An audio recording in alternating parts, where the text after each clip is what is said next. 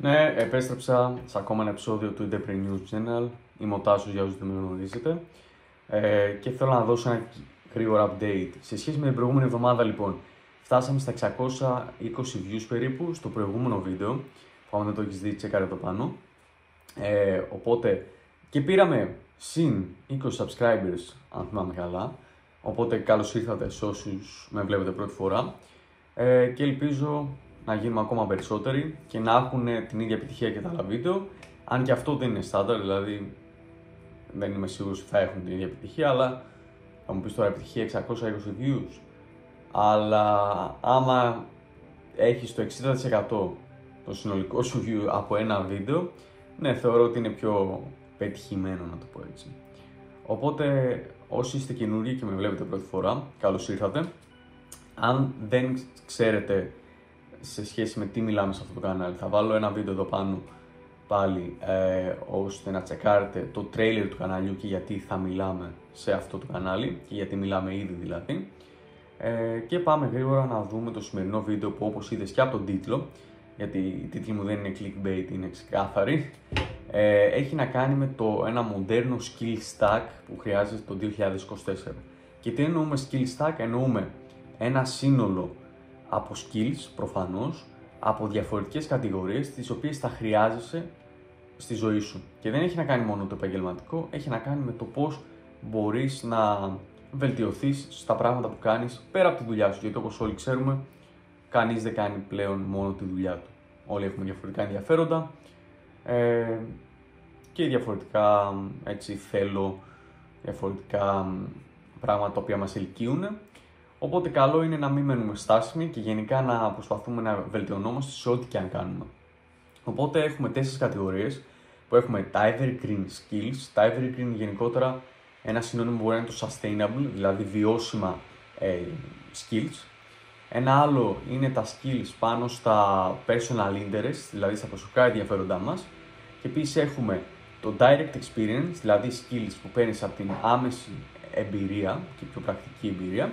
Και τέλος κλείνουμε με τα skills από το ίντερνετ, που όχι μπορείς να μάθεις από το ίντερνετ, αλλά που αφορούν πιο πολύ τεχνολογικά και πράγματα τα οποία θα χρειαστείς αν εργάζεσαι προς αυτό το κομμάτι, να το πω έτσι, ή κάτι πιο digital. Οπότε πάμε κατευθείαν να τα δούμε. Το πρώτο λοιπόν είναι τα evergreen. Είναι ίσως αυτά τα οποία θέλουν και περισσότερο εξειδίκευση, καθώς και οι υπόλοιπες κατηγορίες είναι και λίγο πιο υποκειμενικό, οπότε δεν θα ήθελα να επεκταθώ πάρα πολύ, γιατί εσείς ξέρετε παραπάνω πάνω σε αυτό. Εγώ ήθελα να τα κατηγοροποιήσουμε, ώστε να τα έχεις και εσύ ξεκάθαρα στο μυαλό σου και μετά να πάρεις ένα χαρτί και ένα μολύβι και με βάση την εικόνα που έδειξα πιο πριν, να γράψεις κάτω και να πεις ότι αυτά τα skills ξέρω ή αυτά τα skills χρειάζομαι για να γίνω καλύτερος πάνω στα πράγματα τα οποία κάνω. Οπότε τα evergreen skills είναι πιο πολύ, χρειάζεται μια πιο σημαντική μέθοδος για να διαπιστώσεις τι συνιστά βιώσιμο μια γνώση γενικότερα ή ένα skill και να θέσεις γενικότερα στον εαυτό σου τις ακόλουθες ερωτήσεις. Νούμερο 1. Τι είναι αναπόφευκτο στη ζωή σου, δηλαδή τι είναι τα πράγματα τα οποία θα συνεχίσεις να τα κάνεις όπως και να έχει και με ποιες καταστάσεις θέματα ασχολείσαι κάθε μέρα. Οπότε αυτό αφορά περισσότερο την δουλειά σου. Γι' αυτό αναφέρομαι σε αυτά. Οπότε θα πρέπει να καταλήξεις σωστές απαντήσεις. Φυσικά βέβαια αξίζει να επισημάνουμε ότι ο ορισμός του τι είναι sustainable ή βιώσιμο δεν είναι απόλυτα εφικτός. Βέβαια όλοι μας είμαστε πιο διαφορετικοί από ορισμένες απόψεις, έτσι. Και πιστεύω ότι αυτή η ιδιαιτερότητα θα πρέπει να δείχνει και τον αντίστοιχο ορισμό, το τι είναι sustainable και βιώσιμο για τον καθένα μας. Οπότε αν εσύ θες να κινήσεις σε μια συγκεκριμένη πορεία και θες να γίνεις πολύ καλός στο software engineering, καταλαβαίνεις αμέσως ποια είναι τα skills τα οποία πρέπει να ξέρεις ή πρέπει και να μάθεις. Οπότε αυτό το ζήτημα είναι και λίγο αντιφατικό και όσο αν ακούγεται σε κάποιο βαθμό. Η βιώσιμη γνώση και τα skills, τα βιώσιμα, μπορούν να χωριστούν σε 2 βασικές κατηγορίες. Το πρώτο είναι η παγκόσμια, το πιο international sustainable knowledge, που αυτή η κατηγορία περικλεί όλες τις δεξιότητες και τις πληροφορίες που είναι πραγματικά απαραίτητες για τη λειτουργία μας σε κάθε κοινωνία, χώρα ή επάγγελμα, και όλοι είναι αναγκασμένοι να βασίζονται σε αυτές τις γνώσεις κάθε μέρα. που μπορεί να είναι από οδηγική συμπεριφορά για παράδειγμα, ή ότι θα πρέπει να βρίσκεστε στις 9 η ώρα πρωτού ξεκινήσει την εργασία σου και διάφορα τέτοια πράγματα. Και είναι και τα πιο προσωπικά πράγματα και skills, που συγκεκριμένα θα είναι η γνώση η οποία αφορά ειδικά τον τύπο της προσωπικότητάς σου, τα ενδιαφέροντά σου και μια επαγγελματική πορεία που έχεις επιλέξει. Είναι αυτό που λέμε γενικότερα και ότι στην περίπτωση, ξέρω εγώ, τα σκουπίδια του ενός είναι ο θησαυρός του άλλου. Δεν είμαι πολύ το quote, οπότε μην με κράξετε. Βασικά κράξτε με, μην έχω και κανένα σχόλιο στα βίντεο. Αλλά αυτό που θέλω να πω είναι ότι ορισμένες από τις δεξιότητες που θεωρώ εγώ βιώσιμες θα αντιμετωπίζονταν ως απόλυτη σπατάλη χρόνου για εσάς. Και το αντίθετο ισχύει και για μένα, έτσι. Δηλαδή το τι θεωρεί ο καθένας βιώσιμο και σημαντικό είναι ξεκάθαρα υποκειμενικό.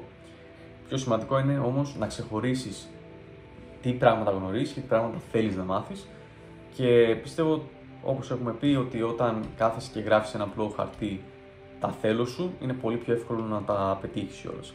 Και να πούμε και 3 παραδείγματα. Νούμερο 1 αφορά τα κατοικίδια ζώα, για παράδειγμα. Οπότε, αν είσαι άνθρωπος που του αρέσουν οι σκύλοι, το να γνωρίζεις πολλά για το πώς να φροντίσεις το κατοικίδιό σου, σε θεωρείσαι πιο sustainable, πιο βιώσιμος. Ενώ αυτό δεν θα ίσχυε για κάποιον ο οποίος γενικά δεν συμπαθεί τα ζώα. Έτσι. Οπότε εσύ θες να μάθεις περισσότερα για το κατοικίδιό σου, για κάποιον φίλο ο οποίος θέλει να πάρει κατοικίδιο, και να μάθεις πώς θα γίνεις πιο βιώσιμος και καλύτερος πάνω σε αυτό. Ενώ κάποιος, όπως είπαμε, δεν του αρέσουν καθόλου τα ζώα, λέει δεν θα έχω ποτέ κατοικίδιο, οπότε δεν με ενδιαφέρουν τα συγκεκριμένα skills. Παράδειγμα νούμερο 2 είναι η μηχανική υλικών. Έτσι, έχουμε και σχολή στην Ελλάδα. Θα ίσχυε λοιπόν αυτό, το ίδιο με το προηγούμενο παράδειγμα, και για κάποιον ο οποίος τομέας της ειδικότητάς του ταλαντεύεται γύρω από τη μηχανική υλικών. Σε αυτήν την περίπτωση, οι πιο προηγμένες γνώσεις χημείας και φυσικής θα ήταν απαραίτητες και θα ήταν χρήσιμες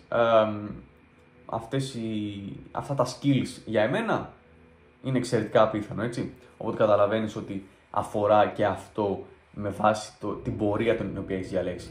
Αν εγώ ασχολούμαι με πωλήσεις, για παράδειγμα, θα πρώτα θέλω να μάθω πάνω σε marketing, πωλήσεις, να μάθω λίγο copywriting, να μάθω λίγο πώς στείνεται μια ιστοσελίδα, για παράδειγμα, και να μπορώ να κάνω και λίγο design εγώ ίδιος. Αλλά η φυσική και η χημεία είναι άσχετες για αυτά που θέλω να πετύχω εγώ σε αυτά τα skills. Μπορεί εμένα να με ενδιαφέρει από άποψη προσωπικού ενδιαφέροντος, να με ενδιαφέρει φυσική, αλλά στη συγκεκριμένη περίπτωση είναι άσχετο. Και νούμερο 3 έχουμε τις επενδύσεις, το investment γενικότερα, ο οποίος είναι ένας τομέας που εφαρμόζεται άμεσα στη δικιά μου ζωή, τέλος πάντων, και άμα είσαι πιο ενεργός, έτσι, επενδυτής ενεργός λέμε τώρα, άμα τέλος πάντων επενδύσεις ένα ποσό του μισθού σου κάθε μήνα σε ένα συγκεκριμένο ETF ή μετοχές κλπ. Για να μπορείς να το κάνεις αυτό πιο αποτελεσματικά, χρειάζεσαι πολλές πληροφορίες σχετικά με τους κλάδους που σε ενδιαφέρουν, αλλά και γενικότερα πώς λειτουργεί η επένδυση, δηλαδή πώς μπορείς να πάρεις μερίσματα, πώς μπορείς να βγάλεις κέρδος άμεσα ή πόσο χρόνο χρειάζεσαι και πόσα χρήματα χρειάζεται να βάλεις για να πάρεις την απόδοσή σου πίσω, αλλά και να βγάλεις και ένα κέρδος. Για παράδειγμα, το return on investment. Οπότε πάλι αυτό είναι κάτι το οποίο εμένα, για παράδειγμα, με ενδιαφέρει. Θεωρώ ότι θα ήταν χρήσιμο να μάθουν και άλλοι για τις επενδύσεις. Θεωρώ ότι εγώ δεν είμαι expert, οπότε θέλω να μάθω περισσότερα. Αλλά πιστεύω ότι υπάρχουν και άνθρωποι που δεν τους ενδιαφέρει καθόλου, οπότε αυτό που τους λέω τώρα είναι κάτι εντελώς άσχετο για αυτούς. Οπότε αυτά ήταν τα evergreen skills. Ελπίζω να κατάλαβες. Πάμε να δούμε τώρα τα personal interests. Αυτά τα skills δεν μπορώ να πω πολλά. Θα μιλήσω για μένα. Για παράδειγμα, άμα εγώ ασχολούμαι με το fitness λέμε, εντάξει, πιάσαμε τώρα τα αμερικάνικα. Θέλω να πω, πηγαίνεις γυμναστήριο, ωραία. Όταν πηγαίνεις γυμναστήριο, ξέρεις ότι δεν μπορείς μόνο να πηγαίνεις και να σηκώνεις βάρη. Πρέπει μετά να μάθεις πώς να σηκώνεις με σωστό εύρος κίνησης, με σωστό φόρμ. Οπότε παίζει και αυτό σημασία. Δεν παίζει σημασία τι ρούχα φοράς, για παράδειγμα, αλλά μπορεί να παίζει σημασία ότι στην πορεία όσο ανεβαίνεις τα κιλά, να πρέπει να πάρεις ένα lifting belt, ξέρω εγώ. Οπότε πρέπει να ψάξεις ποιο είναι το σωστό για εσένα, τι λειτουργεί καλύτερα και τέτοια πράγματα. Στην πορεία θα δεις όμως, για παράδειγμα στο γυμναστήριο, ότι δεν βλέπεις κάποια αλλαγή, οπότε θα πρέπει να κάνεις ένα bulk ή cut. Όσοι ασχολούνται ξέρουν τι εννοώ. Οπότε μαθαίνεις και λίγο για την διατροφή, μαθαίνεις να μετράς τις θερμίδες σου, μαθαίνεις πόσες θερμίδες και πώς λειτουργεί γενικότερα, πώς λειτουργούν τα τρόφιμα. Οπότε και αυτό είναι ένα έξτρα, το οποίο δεν είναι σημαντικό, αλλά για μένα είναι σημαντικό για να καλυτερεύσω αυτό που κάνω στο γυμναστήριο. Κάποιος μπορεί να του αρέσει η μουσική, οπότε θα μάθεις όσα μπορείς πάνω σε αυτό το κομμάτι. Μπορεί εσύ να μην είναι, το στυλ σου να μην είναι rock να ακούς rap, αλλά μπορεί κάνοντας κάτι που έχει να κάνει σε σχέση με τη rock μουσική, εσύ να μάθεις κάτι το οποίο θα το προσαρμόσεις στο δικό σου στυλ που σου αρέσει να ακούς, τέλος πάντων, ή που γράφεις εσύ μουσική ο ίδιος. Για παράδειγμα, εγώ μου αρέσει να διαβάζω φιλοσοφία. Πάλι με κράξετε. Φιλοσοφία εννοώ, ξέρετε, Ντοστογεύσκι και τέτοια. Είναι φιλοσοφία, δεν ξέρω. Τι κάνεις, απλά τα πράγματα. Παίρνεις το βιβλίο και το διαβάζεις, υπογραμμίζεις κατά σημειώσεις, μετά το μελετάς λίγο για να βγάλεις κάτι διαφορετικό. Πάλι κάτι σχετικό. Οπότε αυτό δεν στέκομαι πάρα πολύ, γιατί ξέρεις ποια είναι τα προσωπικά σου ενδιαφέροντα και απλά ανέλυσε σε σχέση με τα προηγούμενα που είπαμε, στα ποια είναι τα πράγματα τα οποία μπορείς να μάθεις για να συμπληρώσεις αυτό το ενδιαφέρον το οποίο κάνεις και να γίνεις καλύτερος πάνω σε αυτό. Τρίτη κατηγορία λοιπόν έχουμε το direct experience. Τα skills λοιπόν που παίρνεις από τη βιωματική εκπαίδευση. Και συγκεκριμένα η βιωματική εκπαίδευση είναι μια φιλοσοφία διδασκαλίας που διέπει πολλές μυθολογίες, στις οποίες εκπαιδευτικοί γενικότερα εμπλέκονται σκόπιμα με τον κάθε ασκούμενο σε πιο άμεσες εμπειρίες και προβληματισμό, προκειμένου να αυξήσουν τις γνώσεις, να αναπτύξουν συγκεκριμένες δεξιότητες, αλλά και να ξεκαθαρίσουν αξίες και να αναπτύξουν την ικανότητα των ανθρώπων να συμβάλλουν σε αυτές τις ικανότητες. Τώρα μπορεί να λέμε πολύ θεωρία, αλλά συγκεκριμένα πολλοί εκπαιδευτές οι οποίοι ασχολούνται με το direct experience περιλαμβάνουν ένα πιο ευρύ φάσμα, όπως δάσκαλοι, σύμβουλοι, εταιρική δημιουργία ομάδων, κάποιοι θεραπευτές ή επαγγελματίες γενικότερα που ασχολούνται με μαθήματα πρόκλησης, περιβαλλοντικοί εκπαιδευτές, οδηγοί, γενικότερα όσοι έχουν να κάνουν με την εκμάθηση, οι οποίοι όλοι γνωρίζουν ότι το να μάθεις κάτι από τη θεωρία είναι το χειρότερο πράγμα, όχι απαραίτητο το χειρότερο, γιατί υπάρχουν άνθρωποι οι οποίοι μαθαίνουν και έτσι, αλλά το να μαθαίνεις μέσα από την εμπειρία είναι το καλύτερο πράγμα στην πληροφορία η οποία σου μένει. Και πολλοί κλάδοι και περιβάλλοντα γενικότερα χρησιμοποιούν μεθοδολογίες από αυτό το direct experience και γενικότερα την εκπαίδευση στην ύπαιθρο ή μέσω της περιπέτειας και μια πιο τυπική εκπαίδευση με βάση γενικότερα τον τόπο που βρίσκεσαι, με βάση το στόχο που θες να πετύχεις και όλα αυτά έχουν επίκεντρο τον μαθητή και είναι μια μάθηση θα λέγαμε πιο ενεργητική προφανώς. Για μένα είναι το αγαπημένο μου, καθώς μπαίνεις κατευθείαν, μην πω πάλι κανέναν ιδιωματισμό, αλλά θέλω να πω βρίσκεις αυτό που θες, πας κατευθείαν και αποτυγχάνεις. Ωραία, είναι πάρα πολύ σημαντικό, το ίδιο και στις επιχειρήσεις, το να ξεκινήσεις. Μπορεί να φοβάσαι σίγουρα, αλλά η εμπειρία που θα πάρεις ένα χρόνο που δυσκολεύεσαι στην δικιά σου επιχείρηση θα είναι καλύτερη από κάποιον ο οποίος πάει να κάνει κάτι ή σκέφτεται ότι θα κάνει 10 χρόνια. Οπότε αυτά τα skills δεν είναι τόσο πρακτικά skills, μπορεί να είναι η αντίληψη που παίρνεις για τα πράγματα γενικότερα, η δημιουργικότητα ή γενικότερα πώς δουλεύει το μυαλό σου και το mastery που μπορείς να αποκτήσεις σε ένα πράγμα, δηλαδή αν αποτύχεις πολλές φορές σε κάτι, γίνεσαι πιο expert πάνω σε αυτό. Ωραία. Οπότε αυτό είναι, δηλαδή δεν έχει κάτι περίπλοκο. Πολλά από αυτά τα ξέρετε και ήδη. Voice crack, ναι. Καλά τα έχω κάνει σε αυτό το βίντεο, τέλειο. Όπως και να έχει, ναι, είναι αυτό ότι βγες εκεί έξω και απέτυχε, μην φοβάσαι να αποτύχεις, ή στην αρχή μπορεί να φοβάσαι να αποτύχεις, αλλά μέσω από τις αποτυχίες σίγουρα θα βγεις καλύτερος ή καλύτερη και θα φτάσεις πιο κοντά στο στόχο σου. Τέλος λοιπόν, έχουμε τα skills τα οποία χρειάζεσαι όταν ασχολείσαι με το ίντερνετ. Και τι είναι αυτά, μπορεί να είναι τα social media, δηλαδή social media marketing ή πώς να κάνεις γενικότερα το content creation, να είναι προγραμματισμός ή συγκεκριμένα κάποια εργαλεία no code, No code είναι όταν φτιάχνεις μια εφαρμογή, ένα website, χωρίς γνώση προγραμματισμού, απλά με κάποια drag and drop για παράδειγμα. Ή άμα ασχολείσαι με το Photoshop, ή άμα ασχολείσαι με το SEO, Excel, το networking γενικότερα στο LinkedIn για παράδειγμα και στα social media, ή πώς μπορείς να κάνεις το distribution άμα ασχολείσαι με επιχειρήσεις οι οποίες είναι πιο retail και θες να μεταφέρεις πράγματα.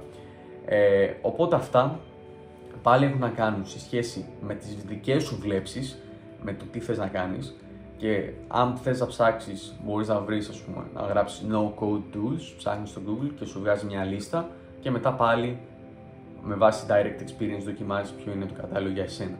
Αλλά τα skills που χρειάζεσαι στο ίντερνετ είναι πάρα πολύ σημαντικά, γιατί όλος ο κόσμος τώρα μετατρέπεται πιο πολύ στο digital, οπότε και εσύ δεν θες να μείνεις πίσω και είναι λίγο, ξέρεις, fear of missing out, αυτό, FOMO δηλαδή, γιατί κάποιοι λένε ότι ναι μωρέ, εντάξει, δεν τα χρειάζομαι, αλλά όσο πιο προχωράει η τεχνολογία τόσο πιο πίσω μένεις εσύ και δεν μαθαίνεις άλλα πράγματα τα οποία θα είναι χρήσιμα και κάποιος ο οποίος τα ξέρει ήδη είναι βήματα μπροστά από σένα. Εκτός και κάνεις κάτι το οποίο είναι εντελώς άσχετο. Αλλά συνήθως, άμα είσαι, ξέρω εγώ, από γιατρός μέχρι εκπαιδευτικός, επιχειρηματίας και όλα αυτά, σίγουρα το να γνωρίζεις τα skills και να γνωρίζεις το ίντερνετ και πώς δουλεύει είναι πάρα πολύ σημαντικό. Οπότε αυτές ήταν οι 4 κατηγορίες. Ελπίζω να μην σας κούρασα. Εγώ αυτό που θέλω να σας μείνει είναι ότι θέλω να κατηγοροποιήσετε τα ενδιαφέροντά σας και τα πράγματα τα οποία σας γεμίζουν και θέλετε να κάνετε ή νομίζετε ότι θέλετε να κάνετε αυτή τη στιγμή, να καταγράψετε τα skills τα οποία έχετε και τα skills τα οποία νομίζετε ότι θέλετε για να σας καλυτερεύσουν και να αρχίσετε να δοκιμάζετε πράγματα για να δείτε τι δουλεύει για εσάς. Οπότε αυτό ήταν το βίντεο. Είμαι ο Τάσος και καλώς ήρθατε στο κανάλι μου.